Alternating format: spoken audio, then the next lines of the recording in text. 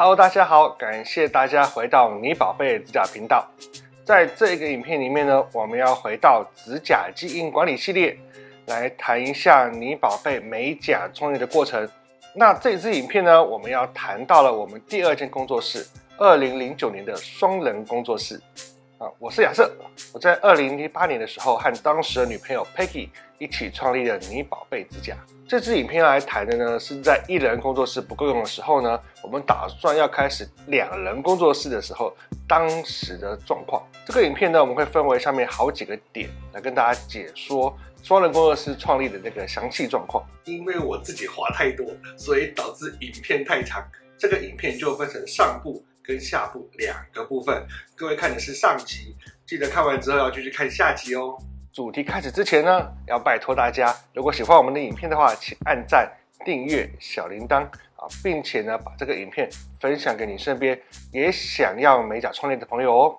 2009年双人工作室简介。2009年这个双人工作室是承接2008年个人工作室而来的。之所以会把一个人的工作室变两个人的工作室，实际上呢，它有几个很重要的原因啊。第一个原因是营业额越来越好，我们就可以扩展到两个人的工作状态了。再来是呢，有两个人的情况之下，可以有2位美甲师去分担一些固定的成本，包含水电、房租、网络跟广告等等。再来呢，我们希望呢，透过人数的增加，加强我们的分工。不同的人做不同的事情，可以让我们的专业度跟细致度再提高一些。另外呢，在加强分工的情况之下，其实我们的产能也可以大大的提高。一个人工作的时候，如果是1的话，那其实1加1之后，它的那个结果会大于2。那我们就借由大于2这个效果来扩展我们的营业额。另外呢，从1人工作室变2人工作室，还有几个附带的好处。第一个事情是可以增加待客空间。如果我们前面的客人有 delay， 后面的客人有提早到，或者是客人有带朋友来陪同，那都可以装得下。第二个事情是呢，我们可以增加凝胶的展示空间。在2009年的时候，凝胶的市场慢慢的开始打开来，所以凝胶的颜色也不再是之前的几个基本色而已。这个时候有很多已经调好的凝胶颜色，所以说我们就需要比较大的一个展示空间来展示不同的颜色。第三个事情是我们增加了你宝贝的商品柜，因为在2008年的个人工作室，我们就慢慢开始了你宝贝的指缘油，我们还慢慢把它扩展到了外用膏。另外呢，如果客人想要购买我们你宝贝在使用的耗材，我们也同样提供给客人，所以这也都需要展示柜的空间。经营地点，我们就是把我们原本的工作室搬到隔墙的隔壁而已。它的位置呢，还是和大家说一下，台北东区微风广场的旁边，在一个商业大楼的11楼。这个工作室的位置，它刚好在市民大道跟复兴北路的交叉口。各位可以透过图片看到，这是我们那时候窗户看出去的样子。搬到2人工作室，它的环境大概稍微比较大一点点，它大概有10坪的大小。之前的工作室虽然有窗户，可是它没有阳光这个工作室有充满了阳光的感觉，其实让人非常开心。另外呢，这个工作室呢也有独立的厕所，还有独立的茶水间，也可以让我们准备更多的器材跟收纳空间。在商业经营的部分呢，这一个工作室我们放了2张美甲桌，2张简易的珠宝椅，准备了一个双人的沙发好让我们可以容纳更多等待的客户。在双人工作室的时期呢，我们经营目标就是达到收支平衡。为了达到收支平衡，我们做了一些改变，例如我们刚才前面提过的，我们有2位美甲师。再来是呢，我们也把做指甲的价格往上调涨了一些。再来是呢，为了要更大量的去增加我们的营业额，我们甚至还增加了除毛的服务。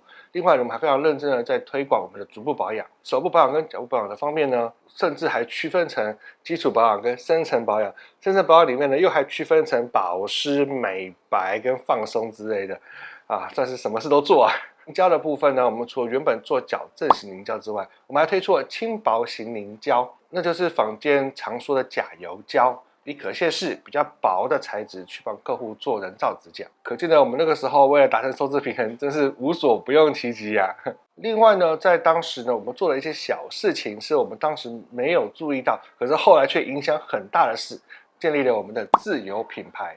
我们在一开始就已经推出了我们的指缘油，后来又陆续推出了万用膏，后来又陆陆续续的根据客人的要求，慢慢衍生出了一整个产品线家族。在后续的影片里面呢，如果有机会的话，再和大家介绍一下每个产品的由来。讲到这边的时候呢，让我插播一个小故事。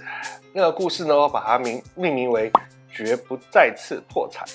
然后工作室的中后期就被 Peggy 叫回来帮忙，那时候就跟 Peggy 一起生活，一起吃饭。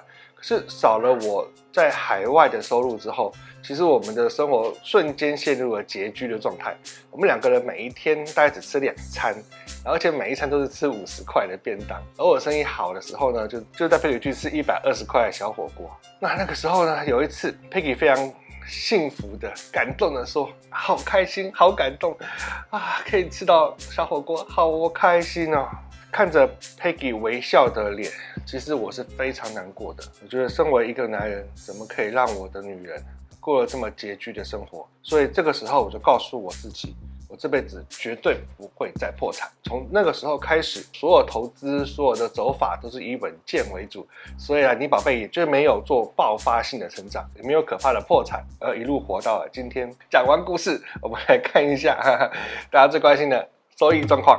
我们在经营了3季左右，我们的营收也从第一间单人工作室的4万多，慢慢的提升到了12万多的地步。在提升的过程当中，其实我们已经达到随意2平的目标，甚至呢还进入了我们你宝贝获利的时代。那收益状况的提升源自于其中几点。第一个事情是有2位美甲师咯，第二个事情是我们做透明矫正的费用涨到900块。第三呢是固定成本的分摊，因为有2个人一起上班，所以很多时候固定成本就被摊掉了。第4个是大量进货效益，因为你宝贝大多数的材料都从国外进口，基本的报关税务是避不掉的，所以当我们变成2个人在进货的时候呢，这些固定的进货成本就大大的降低。另外因为2个人一起下单，对上游来说，我们量稍微大了一点点，那我们就可以拿到漂亮一点点的价格。另外呢，收益状况变好了，可是我们也遇到了一些以后待解决的问题。好，例如说多角化经营陷阱，我们为了要冲我们的营业额，所以我们做了很多额外的服务，这些过多的服务却分散了我们的专业跟精力，导致我们光是备料或训练或者回答问题、实际操作也好，都让我们手忙脚乱。为什么说它是个经营陷阱呢？营业额好是源自于多角化经营，可是多角化经营就让我们觉得很累，然后成本也变高。可这个时候我们会担心，如果说我今天收掉一些服务的话，会不会我们的营业额就降低了？这是一个很容易让创业小老板陷入两难的一个局面。另外一个问题是客户组成的转换，你宝贝初期的客户几乎清一色是学生族群，从我们涨价之后，慢慢的就转变为上班族为主力。在这个时候呢，我们的宣传策略就要改变，下广告的地方也要不一样，我们做服务的方式也不同，跟客户互动的方式也有所不同。所以在这个方面，我们历经了一个痛苦的转换期。在后续经营管理的影片里面，我会特别把不同客户的宣传跟应对方式拍一个影片来和大家讲解。有关于我们这个你宝贝经营管理企业美甲创业2009年双人工作室的内容到这边就到一个段落啦。这部影片的上集到这边就结束了。